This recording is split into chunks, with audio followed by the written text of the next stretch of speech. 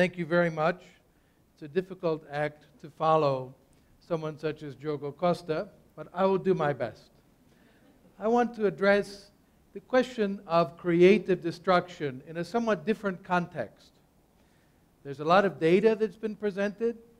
I'll talk about that very briefly, but I want to look at it in the context of globalization, which is another controversial issue.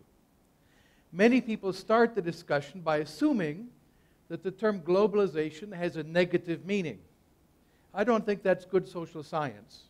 You should start with a neutral meaning and then investigate in the world whether something is having a positive or negative impact. So one common approach to understanding globalization that does not tell you if it's a good or a bad thing is to refer to the diminution or elimination of state-enforced restrictions on exchange across political borders. So between, for instance, Brazil and Argentina, or United States and Canada, or Japan and Kenya, and then the increasingly integrated and complex global system of exchange, commerce, and production that has emerged as a result. So this doesn't tell us if it's a good thing or it's a bad thing, but it is a trend that we can identify in the world. It's not a new thing. People have been talking about globalization for a very long time. The philosopher Democritus of Abdera told us, "To a wise man the whole earth is open, and for the native land of a good soul is the entire earth." Now we can ask, is it accelerating? And rather than presenting you with data, I'm going to suggest you can find out on your own. You can go to the global internet. For the first time in the history of humanity, we have an entirely globalized information system. And here are some of the things you could check through Google or other search engines. International trade in goods as a percentage of economic output. Has it been rising or falling? Hint, rising quite dramatically. International trade in services. That's an interesting one because for most of human history, services could not be traded internationally. You could not have your hair cut in a different country, for example, or get a massage on a different continent. But now services increasingly can be traded across international borders. We can look at cross-border investment. That is to say, investors in one country who own assets or businesses in other countries. International tourist arrivals. That's one that is rarely talked about in the economic context, but you would find an incredibly steep upward curve in the amount of people traveling around the world. When I was young, you never saw Chinese tourists unless they were from Taiwan or Hong Kong. Now, people from the mainland can be seen as tourists all around the world. A huge increase in international travel. And then finally, international telephone calls. More people connecting with friends, neighbors, families all around the planet. I was just at a conference like this in Kenya, in Nairobi, and one of the speakers asked something. He said, "How many of you here have friends who live in other countries?" And a majority of the hands went up of East African students. And he said, "You are the first generation of whom that could be said. You have friends in Canada and Korea and South Africa and Germany. That has never happened before." So an enormous change in the world. And we can go and measure it. Now, I want to put it in a cultural context, though. Not so much about economic data and how this is raising living standards, but often we hear it said that this is harmful to culture. I want to tell a little story about Guatemalan women and the clothes that they wear. The traditional huipil and corte. Huipil is a kind of a shirt for the top part of her body, and the corte is a skirt which she wraps around herself and folds over. I had a tremendous opportunity in Guatemala. I was teaching at the Francisco Marroquin University, and one of the professors there is an anthropologist. And he made a great offer. He said, "You know, next weekend I'm going to go visit my family in the Mayan highlands." He's an indigenous person. He's Mayan. He He said, would you like to come with? And I'm really glad I said yes, because I saw a part of the country I never would have seen otherwise. I got to see a different way of understanding that complicated country. He's told me as we were driving, he takes many foreigners because he's an anthropologist, so he has visitors from universities in France and England, America, and elsewhere who want to go study the Indians. And he speaks the Mayan languages as well as Spanish and English. And he said consistently they complain about one thing, which is the Mayan women are wearing their cortes and huipiles less often than they used to. They'd say, I was here 10 years ago, and all the women had them, now not so many. They concluded that the Guatemalan women were being robbed of their culture, that they were victims of globalization. But what was interesting, he said not once had he ever heard a foreigner ask a Guatemalan woman a question, a simple question. Why are you not dressed like your grandmother? That seems a little strange and maybe rude. But increasingly, the indigenous women are wearing clothes for everyday purpose, like the women you would see in Brazilian cities.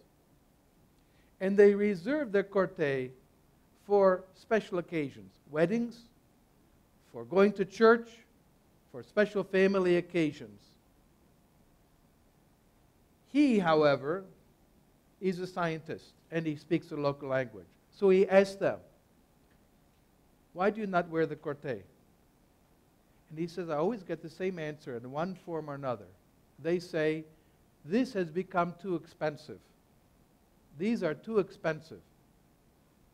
Now, they're handmade, made generally by women. It's traditionally considered a woman's work. And they take a long time to make. They're very elaborate works of art. What does it mean for her to say these have become too expensive? But what does expensive mean? It means you have to give up more to get it. Well, it's labor is what she has to give up to get one. In economic terms, what it means is, for the first time in their history, the value of the labor of an indigenous woman is rising. That's what it means. The value of her labor is rising.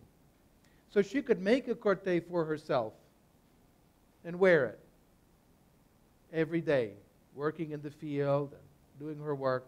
Or she could make it and sell it to a lady in France. They're very expensive.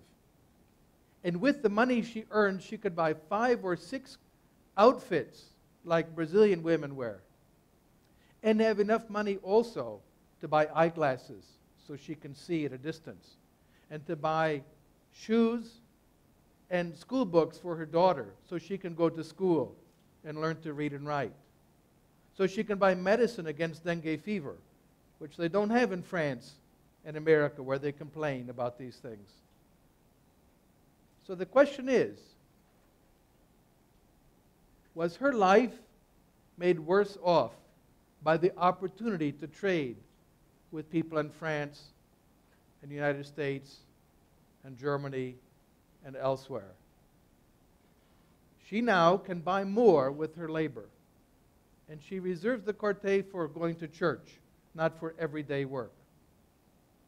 And the other question is, from whose perspective has her life been made better or worse? From the perspective of the foreign tourist, it's worse. You don't see colorful native people as often. But maybe from her perspective, it's an improvement. I personally have heard said by foreigners in Guatemala complaints when they see indigenous people take out mobile telephones. Oh, it ruined the whole experience. It wasn't authentic. They're supposed to have smoke signals or something. They didn't like it, but they didn't think from the perspective of that indigenous person. What does it mean to have a mobile telephone? It means you can call your parents and talk to them. You don't learn 2 weeks later that your mother got sick and you didn't have time to visit her. You get a phone call from your dad saying, Mama is sick, come home.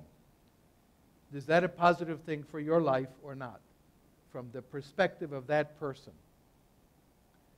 Now, if we want to look at it, what's happening in the world is this process of creative destruction from an economic perspective. Joseph Schumpeter is one of the most important economists of the last century. He was really a great genius. And these are some of the most intelligent words ever written in economics. It's about a dynamic perspective, not a static perspective. The problem that is usually being visualized is how capitalism administers existing structures, whereas the relevant problem is how it creates and destroys them. A constant process of creative destruction. It's happening in the economy. It's also happening in the context of cultural life, artistic life as well. If we want to visualize it, let's think first about technology. Here's something that is disappearing. Phone boxes. There are a few outside here, but they are disappearing from Brazilian cities. You cannot find them anymore in North America or Western Europe or Japan. The first time I noticed, I was at a hotel I go to frequently for a conference, and someone who worked at the hotel said, "Look at that wall. Does it look different?" It took me a moment. There were no telephones on it. Why? Everyone has a telephone now. They have it in their pocket. So why should they invest in these? So here we have what's replaced it. My first mobile telephone was the one on the end. It was like talking into a giant shoe. It was huge and very, very expensive. A gigantic device. Had to put it into a special briefcase. Now they've become so tiny you can put it in your ear. This has transformed the world. Or here's another one. Some of you may not have ever used these. When I first started writing, I wrote with a pen on paper, and then I would type them with one of these. I had an Underwood 5. Many people don't know how to use these anymore. A good friend of mine told me his son, when he was 5, came to him and he said, "Daddy, there's something strange I want to show you." I said, "What is it? What is it?" He said, "It's a computer, but there's no screen." He didn't understand. He went and looked at, "Oh, I see, yes, it's a typewriter." These are now found mainly in museums. I'll show you a big improvement in my personal life. My first IBM Correcting Selectric 2. It could correct your mistakes. You had to type backwards, and it would take the type off the page. You have no idea what an improvement this was for people who type a lot. And, talk about sexy, you could change the type font, the kind of letters you used. You bought these expensive little things. You had to take it out and put in the other one and snap it shut and then type with it. So that's how we got by. But now I have a MacBook Pro. And this is better than my typewriter.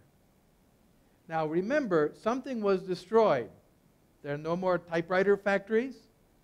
In every town there were typewriter repair shops. They're all gone. I haven't seen a typewriter repair shop in years. When I was a boy, I thought I wanted to become a typewriter repairman. I thought you'll always have work. I'm glad I didn't choose that career path. I can do things with this I couldn't do with my typewriter, like watch movies. If I talked to my typewriter, people thought I was crazy. I talk to my computer all the time. And it talks back with someone who's in another country. Now we can look at another example. When I was a boy, I watched Star Trek with my father on television, the first Star Trek. And they had these amazing devices called communicators. You opened it and you could talk to one person. That's it. And that's all it could do. Talk to one person. And I thought, wow, that is so cool. In the distant future, someone will have those. Well, I've got one, and it's a lot better than they had in the science fiction movies flying between the stars. I can watch movies, I can play music, pay my bills, convert currencies, I read. The newspaper is on it. I can do all kinds of things you could not do on a Star Trek communicator. It's not just products that are being replaced. It's also ways of doing business. Imagine 20 years ago having a discussion of online banking. What's that? People would not have understood you. Live streaming media. Your grandparents wouldn't have understood that. Hub and spoke airlines, which have revolutionized travel. Poor people can afford to fly because of this tremendous innovation. And also firms. Firms are also destroyed and created on a constant basis. Standard & Poor's measures the largest firms by market capitalization, the value of their shares. How many of those that were in the top 100 in 1960 were still on it in 2012? 10. Only 10. And 25% of the top 100 had joined in just the last few years.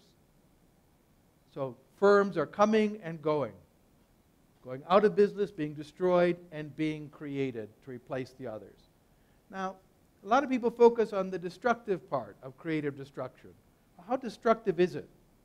Is it destructive on balance? I don't think so. Some value is destroyed, but it's not pure destruction because you get something else that adds more value. That's why it replaced it. My computer is more valuable than a big typewriter. It can do a lot more. And it costs less than I paid for my old typewriter. And I'll conclude what makes possible value-added creative destruction. And we have a pretty good idea of what that is. It's entrepreneurial freedom. Now, what does entrepreneurial freedom mean, though? Something rather special. It's liberty for the unknown person. Not for any known person, per se, but for weird people, strange people, what are called in English geeks. The boys who created the computer industry were strange, socially badly adjusted kids. They could not get any of the girls to date them because they are obsessed with radios and computers and working in the garage. This has changed. They all found that the girls were more interested in dating them after they became billionaires. Friedrich Hayek put it very neatly. What we want is not the freedom for what I would personally like to do, but rather the freedom, freedom some person may need in order to do things beneficial to society. And this freedom we can assure to the unknown person only by giving it to everyone. Now that is in an economic context, but it has a deep root in your society. Freedom is disruptive because it's about freedom for everyone, as Joachim Nabucco put it very neatly in his book on abolitionism. He says you should love the freedom of other people. When you love the freedom of other people, you will live in a great society. Thank you.